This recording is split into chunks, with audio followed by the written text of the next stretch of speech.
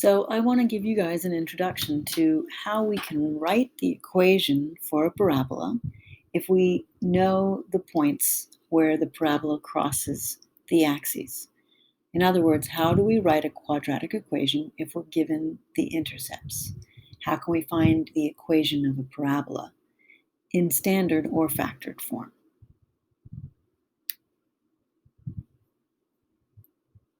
So when you look at a graph, there's some things you know about the graph right away.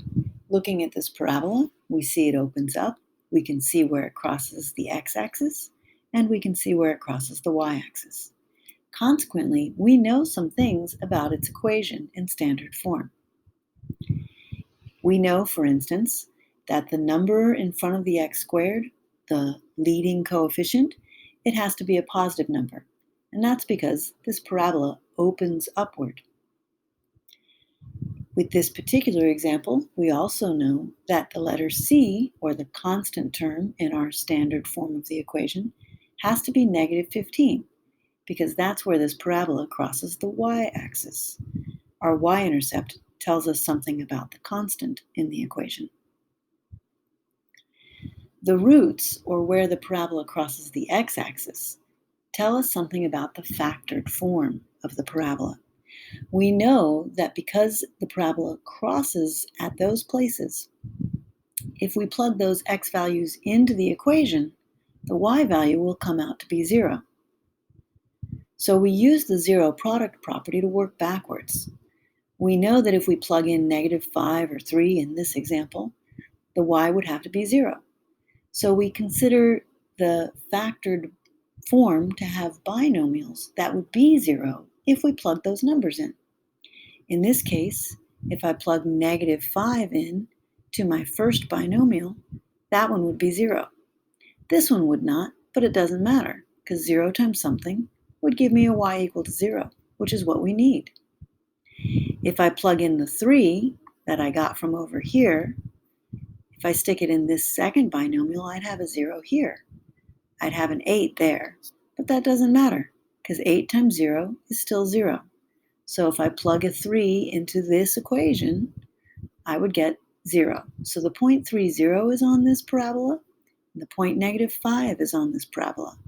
The point 30 solves this equation, and the point negative 50 solves this equation. So this factored form of the equation is a good candidate for our answer. We want to check it. One way you check it is you can multiply these binomials out using either the box method or FOIL, and you get the standard form of the equation. And you check, does it meet our other criteria? Yes.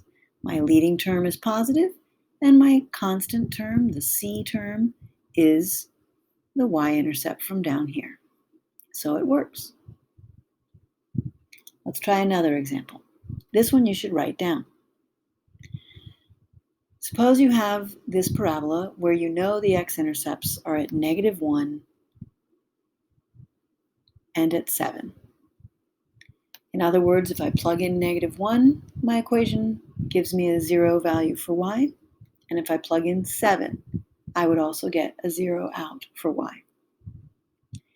So we know something about the factored form. We can come up with binomials that'll meet that criteria.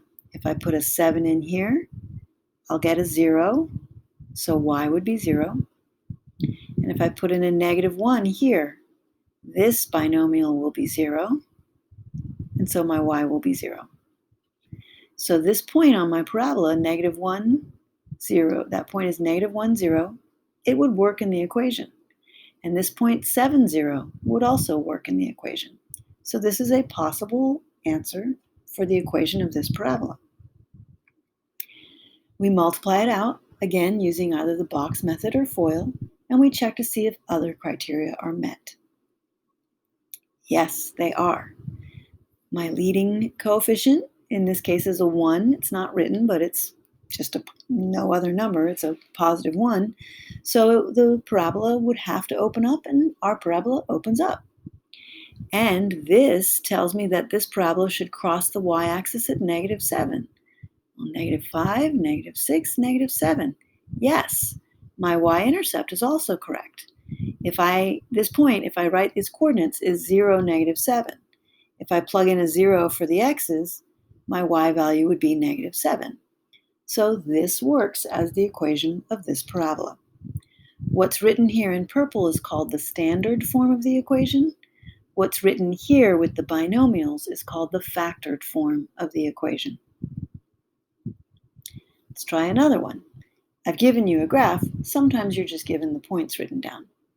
What are some things we know about this parabola? We can see that it's crossing the y-axis at 0, 6, and my x-axis points are -3, 0, and -1, 0. So I'm going to use the -3, 0 and the -1, 0 to write a factored form of the equation using my x-intercepts. And then I'm going to multiply them out, and I get a standard form. But the standard form here isn't quite right.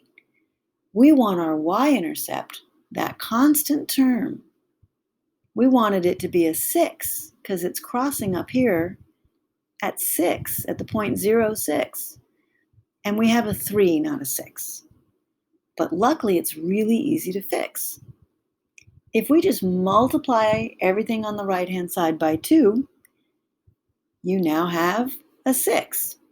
And if I were to unmultiply or factor it, in factored form, it would be this equation.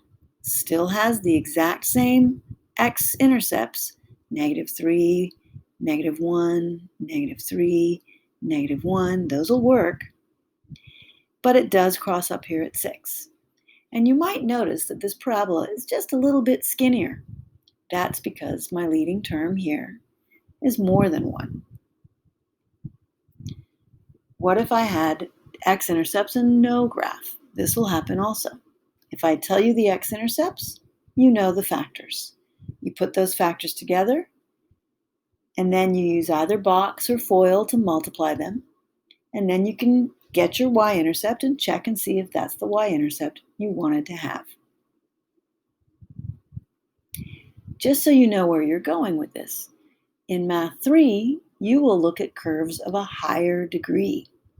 This is a cubic equation where the term with the highest exponent will be an x cubed instead of an x squared. This curve crosses our x-axis in 3 places. It crosses at -5, -3, and 0. So this function is going to have 3 factors that'll work out to be 0 if you were to plug in those numbers. So in fact, you'll see that the very last choice in this multiple choice scenario is the one that would work. If you plug in -5 into that first binomial, you'd get 0. If you plug in a -3 into the last binomial, you'll get a 0. And if you plug in 0 for x, you would get an output of 0. So you're going to still use factoring polynomials next year with higher degree polynomials.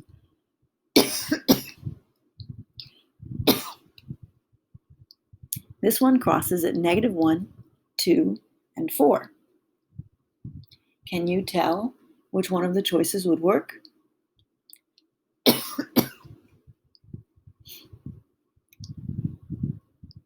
Notice, if you plug -1 into the very last binomial, you'd get a 0. If you plug a 2 into the first binomial, you'd get a 0. And if you plug a 4 into the middle binomial, you would get a 0. So all of those roots, those places where the curve crossed the x-axis, gave us a big hint what the factored form of this polynomial looks like. You can do it with a parabola.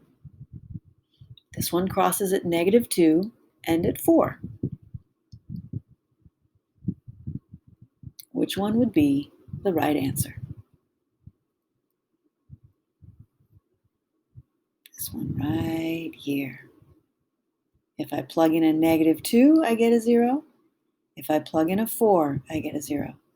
So this kind of question is one you could see on this year's test.